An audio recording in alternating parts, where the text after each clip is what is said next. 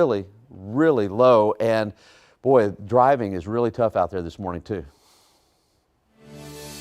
Yeah, that's right, Paul. You know, we had all the snow move through last night, and now things are starting to dry up a little bit, but that drier air moving in behind all the snow is really cold and has some strong wind with it. With that, we are going to really see these temperatures just stay low, and we are really going to feel the chill here as we head throughout this morning. Right now, temperatures again are sitting in the single digits to teens across much of the region. Check out some of these wind speeds. You see 13 miles per hour in San Antonio, gusting stronger at times, 60 miles per hour in Seguin. With the winds and the temperatures are where they're at, it feels even colder, of course, feeling more like 4 below in San Antonio. So we have the wind chill warning in place because there's going to be wind chills between 0 degrees and below 15, and with those gusts of 35 miles per hour makes it feel so cold. Of course, wind chill is calculated by temperature and wind speed. It's used to describe what it actually feels like outside.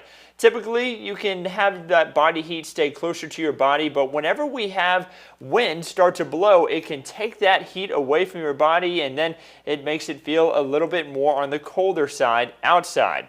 The stronger the wind, the colder it will feel. Let's say a temperature of 30 degrees, wind of 20 miles per hour, the wind chill would be 17 degrees. So that's why it's so much colder. Limit that outdoor activity, stay hydrated, and of course, just try to stay warm. Bundle up if you do have to head outside.